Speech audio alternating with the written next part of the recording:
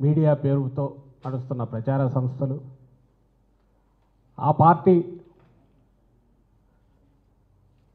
పెట్టుకున్న 100-200 పైగా యూట్యూబ్ ఛానళ్ళు, ఆ పార్టీకి సంబంధించి నాయకులుగా చలామణి అవుతున్న వాళ్ళు, ఆ పార్టీ అధ్యక్షుడితో సహా వివిధ దశల్లో ఒక కోఆర్డినేటెడ్గా సమన్వయంతో 3 రోజులుగా చేస్తున్న రాద్ధాంతం, దాని పరాకాష్ఠగా ఇంతకుముందే కొమ్మినేని శ్రీనివాసరావు గారి అరెస్టు, అక్రమ అరెస్టు, ఇవన్నీ చేస్తున్నది అధికార పార్టీ, రూలింగ్ పార్టీ. 6వ తేదీ ఉదయం చర్చలో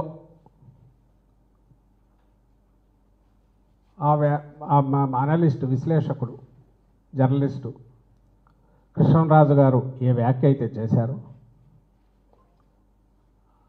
దానికి సంబంధించినంత వరకు ఆ సమయంలో సబ్జెక్టు చాలా మీడియాల్లో వచ్చిన సంబంధించింది ఇష్యూ అయినా అందులో అమరావతి చుట్టుపక్కల ఆయన మెన్షన్ చేసినప్పుడు కొమ్మినేని గారు మళ్ళీ మేము చూస్తే వారించారు, వద్దులేండి అవన్నీ ఎందుకు అని అన్నారు. అలాగే మీరు ఏదైనా చెప్పినా అది దైవదూషణలాగా భావిస్తారు, అమరావతి చుట్టుపక్కలైనా ఆ పేరు అని ఎవరు ఏదన్నా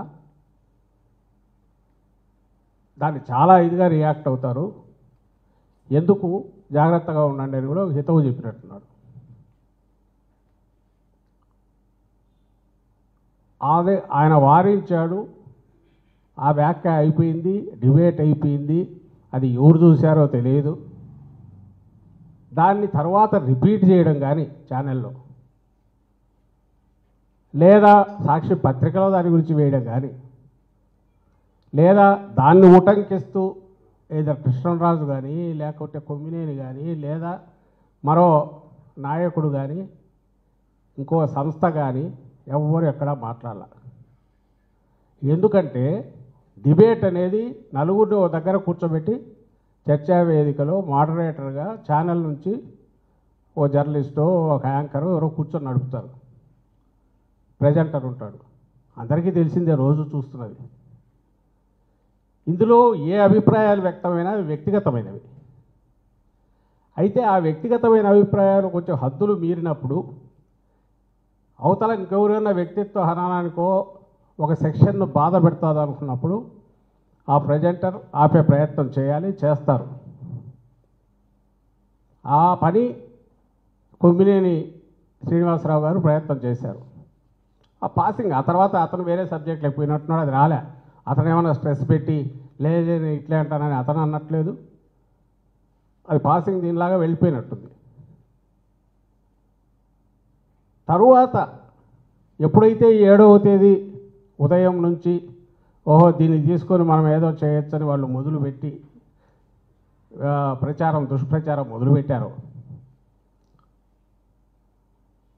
ఆ మీడియా, సాక్షి మీడియా జగన్మోహన్ రెడ్డి గారికి చెందింది కాబట్టి, కుటుంబానికి చెందింది కాబట్టి వాళ్ళ మీద పర్సనల్ అటాక్ మొదలుపెట్టారు. ఇది అనవసరంగా వైల్డ్ దీనికి పోతోంది. ఉద్దేశం కాదు, ఛానల్ ఉద్దేశం కాదు, ఎడిటర్ ఉద్దేశం కాదు, ఈవెన్ డిబేట్ కండక్ట్ చేస్తున్న కొమ్మినేని గారి ఉద్దేశం కాదు, అండ్ ఈవెన్ అనలిస్ట్ కూడా ఆ సందర్భంలో అతను ఉచితం అనుకొని అన్నది కూడా తర్వాత ఎక్స్టెండ్ చేయలే. లైక్ వాళ్ళ ఛానళ్ళలో జరిగే డిస్కషన్లో స్ట్రెస్ పెట్టి అవును నేను అన్నది కరెక్ట్ అని ఒకవేళ వీళ్ళు వారించినట్టు నటించిన ఆ ప్రజెంటరు వాళ్ళు దుందుడుగ్గా మాట్లాడిన సందర్భాలు చాలా ఉన్నాయి స్ట్రెస్ పెట్టి. అలాంటిది కూడా ఇక్కడ జరగలే. ఏబిఎన్లోనో TV5లోనో చూస్తే ఆ ఛానల్స్లో వందల డిస్కషన్స్ అసలు మొదలు పెట్టడం దగ్గర నుంచి క్యారెక్టర్ అసాసినేషన్తో జగన్మోహన్ రెడ్డి గారి గురించి కానీ, వైఎస్ఆర్సీపీ నాయకుల గురించి కానీ, దుర్భాషలు అక్కడ డిబేట్లు పార్టిసిపేట్ చేసుకున్న వాళ్ళ గురించి కానీ, లేదా ఇంకొక నాయకుడు ఎన్నో జరిగినాయి. వాటన్నిటి నేను వాటి జోలు కూడా పోవట్లా. వాటిని ఎందుకు పట్టించుకోలేదంటే, మేమెందుకు వాటిని పట్టించుకోలేదంటే ప్రజలకు సంబంధించి ఆన్సరబుల్గా ఉండాలి, జవాబుదారీతనంతో ఉండాల్సిన పొలిటికల్ పార్టీసు ఇలాంటి ఇష్యూస్ మీద ఎక్కువ పోతే అసలు సమస్యలు పక్కకు పోతాయని మేము అధికారంలో ఉన్నప్పుడు వాటిని పట్టించుకునే వాళ్ళం కాదు, ప్రతిపక్షంలో ఉన్నా కూడా వాటి అది కేవలం దుర్బలులు, అసమర్థులు, పిరికి వాళ్ళు, సత్తా లేని వాళ్ళు మాత్రమే బూతులకు లేదా ఇలాంటి అసభ్యకరమైన వాటికి ఇష్యూస్ను డైవర్ట్ చేయడానికి, అసలు ఇష్యూస్ను అడ్రస్ చేయకుండా జడిసి పక్కకు పోవడానికి ఇచ్చేస్తారు తప్ప జగన్మోహన్ రెడ్డి గారు కానీ వైఎస్ఆర్సీపీ కానీ ఎప్పుడూ అలాంటి దుర్బలత్వంలో లేదు. స్ట్రెంగ్త్ నుంచి మాట్లాడతాం కాబట్టి చిల్లర విషయాలను వాటిని పెద్దవి చేసో లేదా ఎక్కడో పాసింగ్ దీనిలాగా వచ్చిన ఇలాంటి వ్యాఖ్యలను దానినే భూతద్దంలో చూపో ఒక లేని ఇష్యూని క్రియేట్ చేసే ప్రయత్నం ఎప్పుడు మేము చేయలే.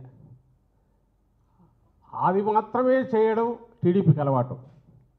అంటే లేని ఇష్యూని క్రియేట్ చేయడం లేదా ఎక్కడో దానంతట అది పాసింగ్ దీనిలాగా ఎక్కడో దాన్ని పట్టుకొచ్చైనా సరే అది మెయిన్ ఇంటర్నేషనల్ ఇష్యూలో జాతీయ సమస్యను చేయడం, దాని మీద ఒక విష ప్రచారానికి దిగడం, అసలు ఇష్యూను పక్కకు తోయడం. ఇది టీడీపీకి చంద్రబాబు నాయుడు గారికి అలవాటు. అదే మళ్ళీ చేశారు. మళ్ళీ ఒకసారి వెనక్కి వస్తే 6వ తేదీ ఉదయం జరిగితే 7వ తేదీ 19 నుంచి వాళ్ళు దుష్ప్రచారం మొదలు పెడితే 7వ తేదీ 3కో 3:30కో లోకేష్ ఎవరు ఇప్పుడు చంద్రబాబు నాయుడు గారి కుమారుడు నెంబర్ 2నో మరి ఆయన 1.5 ఏదో ఎక్కడో నెక్స్ట్ వాళ్ళ ఫాదర్ దగ్గర రావడానికి కుర్రూ తొలుగుతున్న వ్యక్తిగా చెప్తుంటారు కదా, ఆయన ట్వీట్ పెట్టాక అనుమానం వచ్చింది మా వాళ్ళందరికీ, వీళ్ళేదో ఒక ఆర్గనైజర్గా పోతున్నట్టున్నారు, దీని మీద ఎక్కువ చేస్తారనుకొని. సరే నిజంగా ఎవరన్నా ఇదే యారేవండి, సాక్షి మీడియా అప్పుడే దానికి సంబంధించి స్టేట్మెంట్ ఇచ్చింది, ప్రకటన చేసింది. ఛానల్కి ఇది ఎలాంటి సంబంధం లేదు, ఇలాంటి వాటిని ఎంకరేజ్ చేయము, దానికి సంబంధించి ఖండిస్తున్నాము. అండ్ అది ఆయన వ్యక్తిగత అభిప్రాయం అయినప్పటికీ అది కరెక్ట్ కాదని అప్పుడు చెప్పాము. మా స్టాండ్ ఇప్పటికే అది సాక్షి మీడియా స్పష్టంగా స్క్రీన్ మీద బిగ్ బ్రేక్ కింద పెద్ద స్టేట్మెంట్ ఇచ్చింది. ఆ అనలిస్టు జర్నలిస్ట్ కృష్ణరాజు ఆయన స్టేట్మెంట్ ఇచ్చాడు. రాత్రి వాళ్ళ ప్రచారం పర్సనల్ లెవెల్ దాటి అసహ్యకరమైన రీతిలో జగన్మోహన్ రెడ్డి గారి గురించి, భారతీయమ్మ గురించి మొదలైన తర్వాత వైఎస్ఆర్సీపీ అఫీషియల్ స్టేట్మెంట్ కూడా ఇచ్చాం. ఇది పార్టీకి సంబంధం లేదు, సాక్షి మీడియా ఆల్రెడీ ఇది చేసింది, ప్లస్ అతను ఇచ్చాడు. పార్టీ ఇలాంటి వాటిని ఎంకరేజ్ చేయదు, దాన్ని పూర్తిగా ఖండిస్తున్నామని చెప్పాం. ఇలాంటి వాటికి స్కోప్ ఇవ్వకూడదని చెప్పాం. దయచేసి దీని ఇంతటితో వదిలేయండి అని కూడా చెప్పాం. ఇది 7వ తేదీ జరిగింది. 8వ తేదీ ఇంకా ఎక్కువైంది.